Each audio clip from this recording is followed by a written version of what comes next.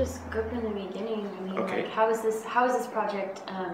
Who came to you about this project, and what were their wants? And what Okay, the school is a deaf school, and it was we received a request for a proposal, and so we proposed, and there were some other architects that competed for it, and we won, and so and then we started to develop the drawings. Now the school is a deaf school, and so it had some special requirements. It had some really special requirements for mechanical, because the kids are deaf, but it's what's called an auditory learning school. They all can hear with the help of technology by having cochlear implants, hearing aids, and things like that. And so the special mechanical requirement for that is when kids have hearing that's assisted by technology like that, their brains aren't really developed in the way that deals with background noise. Okay. When you have normal hearing, you're at a very early age, you learn to block out the background noise, the mechanical noise, a car on the street, so that we can have a conversation. Well, these kids, because their hearing is later, they retain their hearing later, their brain's not as accustomed to dealing with background noise, so it doesn't know to focus on my voice. Right. It focuses on everything that's going on around it. And so it was incredibly important to have a very quiet mechanical system, because every time the air conditioner would go on, kids would lose focus in their learning, and so that would affect their ability to learn. And so that was one of the major requirements. We got together with Jeff George. Jeff, yes. Yes, and he explained us, he gave us a little head up about what went on there, and talking to the architects and how they decided, like the diameter of the Ducts are incredibly large, right. and so that the air volume is really slow and really quiet. Now the other part of this is that because these kids are eventually going to go to regular school, they need to learn how to deal with background noise. And so in the classroom, in the learning environments, we had a target of an NC 25, which is pretty quiet for our classroom. And but in corridors, in the lunchroom, in the gym, in more public areas, the NC requirement wasn't as high. So you will hear noise in the corridor, but in the classrooms it'll be really quiet. We treat the doors have automatic door bottoms that create a seal with the floor when the door is closed, and there's seals all around the doors. None of this stuff you can see, so you would never know it from a normal classroom to that classroom. But again, really important for the classrooms to be really quiet. But it was also important that the kids get exposed to background noise as well, because it's part of their development process. And so that meant really large ducts and slightly larger mechanical system than you would have been able to use for this school because of the slow air volume and the amount of air that needed to be moved. Right. Fully ducted return air. And you guys, this is a mechanical physical systems or something class, right? It's building technology. Building technology. We're focusing on the thermal relations of everything, and also including what if you could explain also the decisions you took for the orientation, designing, and all that development. There's a couple of things that. One, we have a really large site, and there's several things that we looked at schemes that had the building closer to Hildebrand. We looked at schemes that moved it here. Part of the reason we chose here, this is a bit of a rock outcropping, and the site starts to fall off. Let's see, survey.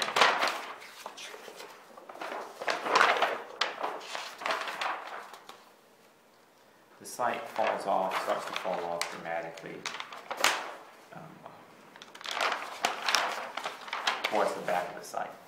And so this is a relatively flat area, and then the site starts to drop off really quickly. And so from a buildable standpoint, it was a really good spot. The other part was it was all rock, so it was a really great, solid place for a foundation. Two was we had, tried to get as much of the building as a north elevation. The other factor that was involved in the siting was the school has new parents coming to it, and that find out that their kids have hearing issues, and so they wanted it to feel less institutional and not feel out of scale or excessively large. And so then they're named Sunshine Cottage because they started in a cottage. And so there was this idea of making it feel warm, welcoming, and not overly intimidating. And so that's part of it. So the entry of the building is actually quite small in scale and feels very comfortable, and even though it's a 60,000 plus square foot building. So those are kind of exciting things. Then once we've developed that, then we started looking at orientation of particular pieces and parts. The things that we did from a site kind of orientation was creating larger overhangs on the east and the west side, west elevation, that helped to protect the windows. And then on the east elevation, we used sun shading devices over the windows. Over the north, we had shorter overhangs, and we always created on the south, we created these what we call like little pavilion buildings that are pretty open and transparent, but they're transitional spaces, and so because they're transitional spaces, they were okay having a little bit more of a southern orientation, and so they get a little more heat gain. The other part from a thermal envelope standpoint was the building is wrapped with 2 inches of rigid insulation outside of the skin. The walls have 6 inches of batt insulation inside the studs, and then outside of that is the sheathing, waterproofing, and then outside of that is a 2-inch barrier of rigid insulation that covers the whole envelope. The reason for that is thermal bridging. It's metal building, metal studs, metal columns, and typically in construction you'll have a 1/2 inch, 5/8, 3/4 inch sheeting material, either gyp or sheetrock or wood, and that's the only barrier between that and the metal stud, and so you tend to get a lot of heat transfer through those into the building. And by wrapping it with that insulation on the outside, you prevent that thermal transfer, and so it helps from a more efficiency. And I don't remember the exact statistic, but there is a 2 inches or 1 inch of rigid on the outside has almost the same R thermal value as probably 4 inches within the wall. I can't remember if that's the exact ratio of it, but there it is. It's a lot more efficient placement of where you put that insulation. You don't need as much if you place it in the right space. Daylighting was a big part of our classrooms. We wanted our classrooms to be really well daylit. And so we did studies early on, built models of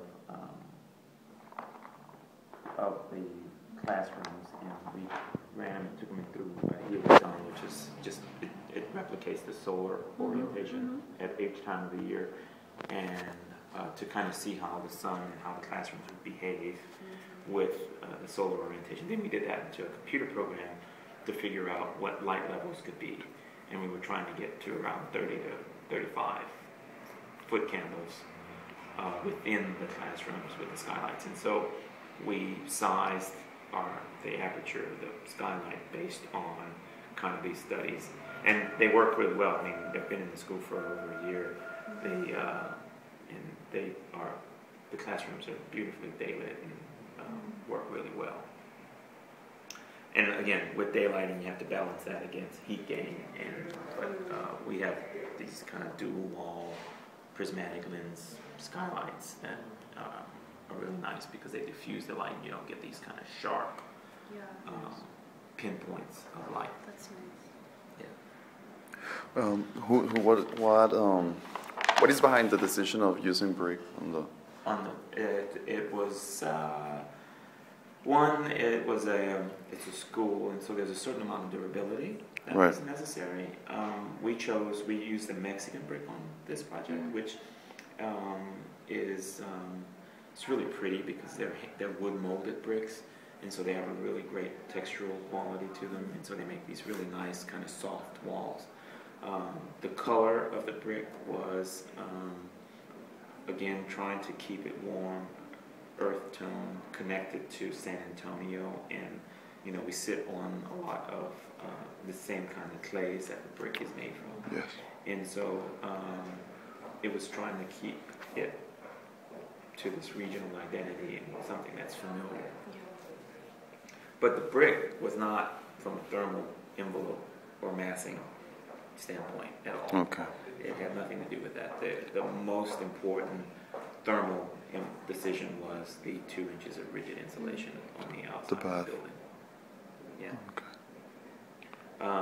We used high performance glazing because we tend to, balancing a building that is well lit and with access to views and making it feel thin so that you're oriented within the building very easily was also important, in balancing that with the thermal gains and the losses that you have from windows. And so we used a slightly tinted high performance glazing for most of the glazing in the building. So in this wall section, you can kind of see what a typical wall assembly would have looked like. You have rigid bad insulation, and then you have the 2 inches of rigid insulation on the outside, an air gap, and then the brick. Yeah. And now, one thing, because of the acoustical characteristics of the school and the importance of acoustical performance, there's another layer on of insulation of sound insulation, acoustical insulation on the interior of most of the spaces. Is that some sort of soft fabric or Which one? like on the interior for the acoustical? Classrooms, they're a fabric wrapped panel, and then in the gym, it's what's called a theater blanket, and then there's gapped wood boards that catch the sound and keep it from reverberating. Oh, that's interesting. Yeah. Okay. Events tend to be a little different. Maybe just because we're not all used to longer Let's just go this way. Well, I appreciate the office and building. Yeah, there's a lot of windows. Each window represents one classroom. Yes. I tried like 3 different logos to see. And what about the space between the wings? That's Those are just landscape courtyards that the classrooms look into. okay. Maybe with the first image I started with, this is used to consider. Is this stone? Is this like Yeah, this? there's decomposed granite pads, and these are outdoor classrooms. Oh, okay. Each wing has a classroom that the kids go out to, and they have a chalkboard, and they sit on little rugs, and they're outside. And they use those all the time, even in the middle of the summer. This is amazing. Other than the HVAC system, do you have like natural ventilation or anything? The classrooms all have operable windows. Oh, so they could open them. Yeah, for those kind of 2-month periods where we do have weather that is nice. That was actually quite a struggle. The schools are very opposed to operable windows, and they actually wanted them not to have them because they can throw off the mechanical system if you use them at the wrong times. But we were able to get operable windows. That's cool. And the teachers love it.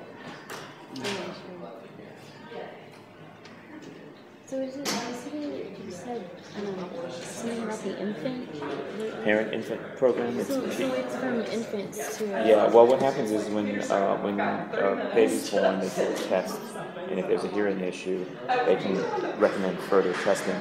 And this is a site for you to go with your newborn and have it tested. Yeah. And you can see the skylights early on. Oh, nice. Those are. Yeah.